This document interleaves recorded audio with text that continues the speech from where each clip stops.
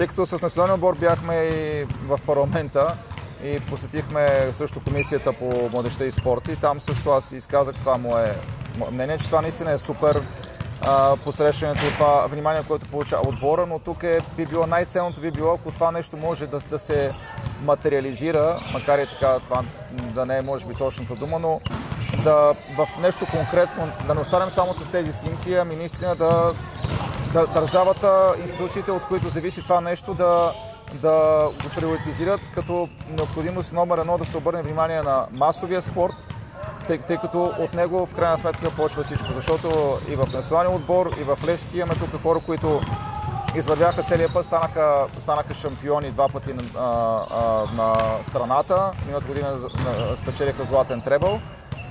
Някои от тях почнаха своя път от нашата школа, която направихме заедно с Владо Николов. Последния подобен триумф на мъжкия национален отбор преди 10 години точно на Европейското първенство в София. Тогава пак имаше много голям интерес. Ние направихме тогава школата, която сега прави 10 години и сега отново стигнахме до рекорден брой заявления, защото в тази школа пък тренират хора на възраст между 6 и имаме един мъж на 73 години, който тренира също в аматьорските групи. Тоест, за мен колкото е важен елитният спорт и това, което стигаме, което може да стигне до най-високото ниво, е също толкова важно да не кажа и по-важен масовия спорт, без който няма как да стигне до това нещо. Но факт е сега наистина, след това, което се получи, че вече се включиха допълнителни хора. Ние и преди да се случи този фурор сега в Филипините, бяха пълни групите и в Левски, и в школата Владо Волей. Сега още повече се добави този интерес, което е супер. Ние сега имаме и няколко училищни проекта, които също така са много важни за нас и там една част от тези желаящи могат да се прехвърлят. Например, в 42-ро училище в Хаджи Димитър имаме също така локация, но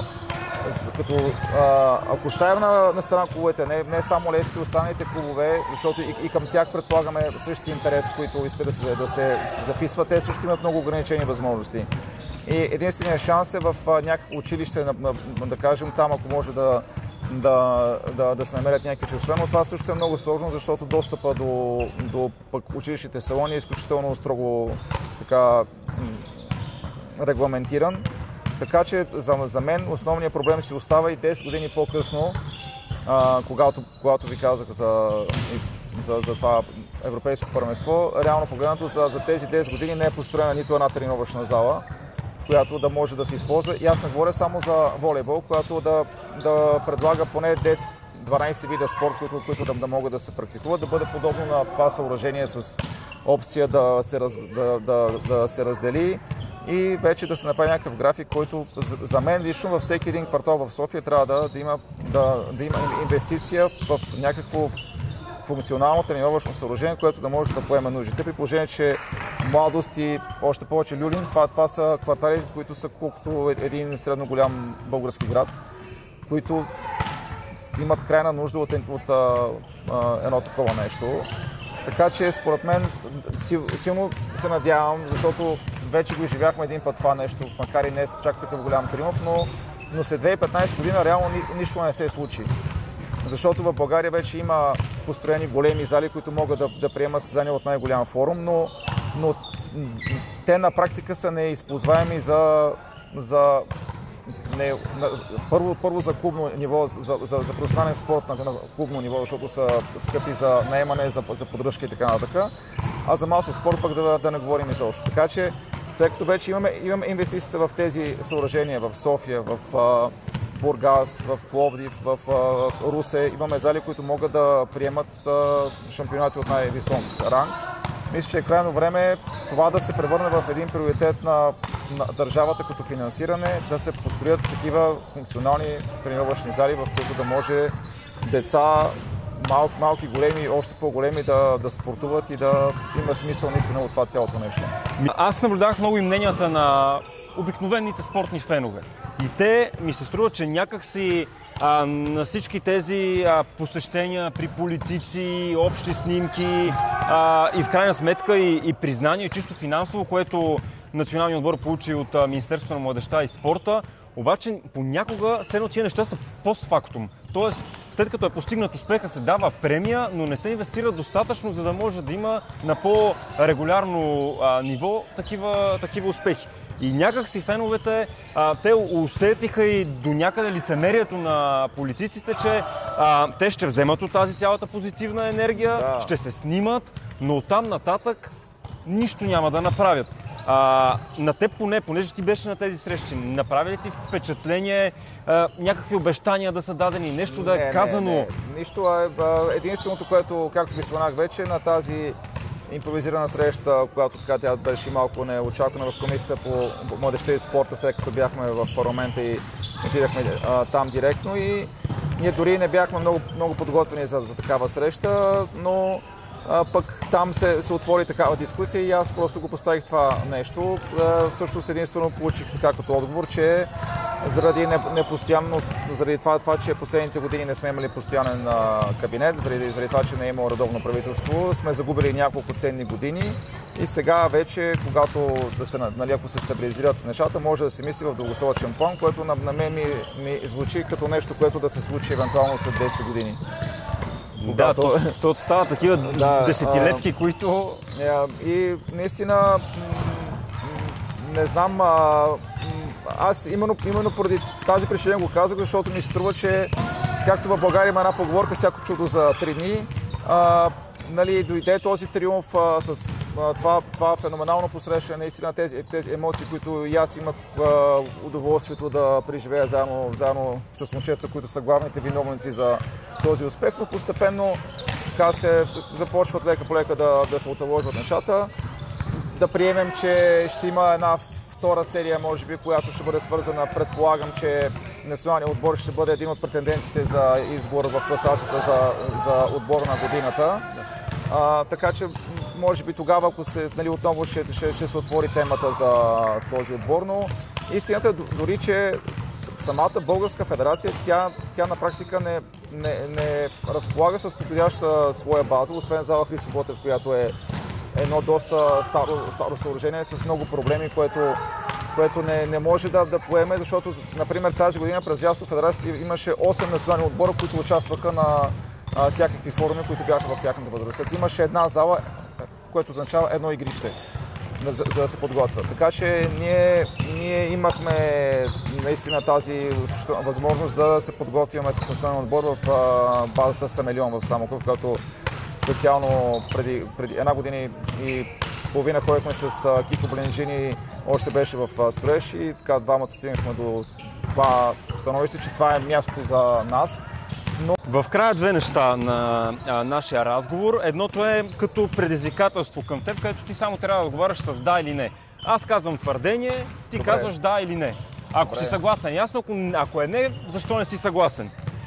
Така, бюджета на волейбола е смешен на фона на държавите, които България победи на световното първенство. Категорично. Ако не са позициите на Любо Ганев, ако не са проекти, дори няма да може да се позволи да се плаща заплатата на Кико Бленджини. Да, мога да се съглася, да. Политиците се снимаха, но успехите са не благодарение на тях, въпреки тях. Много ще се радвам, ако и в клубовете го има този подем сега, да продължат, да искат и те също да търсят начин, да подобряват своята инфраструктура, да работят повече с подрастващи и тогава ще сме заедно, всички ще бъдем добре, защото този успех е на всички, не е на Левски. Ние може да сме дали някакъв принос. Факт е, че от тези 14 играчи, които бяха на първенството, 7 са от нашия клуб, но това не трябва да е някакво самохвалство или пък нещо, с което ние сега тук да стъпваме. Ние трябва всеки ден да търсим, защото това нещо свърши. Това световно първенство е в историята вече. От тук нататък всеки си влиза в каналния ред, започва почва нов ден, в който ти не можеш да стоиш цял ден и да ходиш с сребърния медал по листи, да кажеш, аз съм еди кой си. Всеки ден ти почваш от начало, търсиш начини, други иска да се конкурира с теб, иска да те победи. Така че това е най-естественият процес и не трябва да има ние, те, а трябва да сме заедно в това нещо. Имам удоволствие с Стоил Палев да си поговоря на място, където се чувстваш у дома, но и след големите емоции от световното първенство. Кажи сега, след като са минали няколко дни, емоционално изморен ли си, мислиш ли си за всичко това, което преживя, изобщо сега какво ти е ежедневието? Това дали съм изморен, не мога да кажа, че съм изморен, по-скоро ни се натрупа малко повече емоция в последните няколко дни, но се чувствам добре. Смятам първо, че е много хубаво всички млади, няма значение таланти, ще кажа състезатели, всички млади състезатели, първо да се докажат и да се развият в България и след това, ако могат да поемат някъде навън в чужбина, понеже България е една голяма сцена за изява. Тази година отбора беше много млад, с изключение на двама-трима състезатели, които отново са млади, не мога да кажа, че са възрастни. И затова смятам, че колектива беше на така високо ниво. И мога да кажа, че в Филипините специално публиката там много ни подкрепеше, доста ни харесваха и затова смятам, че там ще сме като дома си. Аз не направо съм тук, за съжаление, не по екип, но предизвикателството ми към теб ще бъде да ми покажеш някакъв елемент, изцяло фристайл, каквото избереш, да видим докъде аз ще мога да се справя, защото вие, българските състезатели, показахте, че може условията да не са топ. И финансови, и организационни в България, въпреки че политиците така ви прегърнаха и се опитаха максимални позитиви да извлекат, но с дух, с характер, с отборна игра и с огромен талант направихте нещо, което впечатли абсолютно целия свят. Така че ние ще продължим и да си говорим, но тук задачата ми към теб е да видим какво ще ми покажеш, да не се излагам само да приказвам за волейбол, да кажа, че и все пак от национален състезател нещо съм научил. Аз ще хвърля топката отстрани. Така. Ти трябва да се подадеш отдолу, след това отгоре и след това да атакуваш и да целеш мишената. Да. Добре, айде. Обаче искам първо да направиш малко показно. Добре, един път и след това аз да се пробвам. Добре, имаме сделка.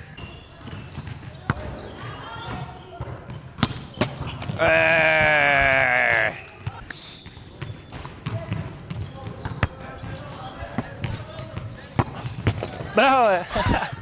Ама това е защото схващам бързо просто. Човек като има добър треньор, както и ти можеш да кажеш за мистер Бленджини, бързо се схващат нещата.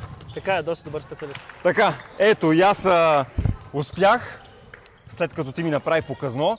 Така, пожеланието ми за сезона е следното.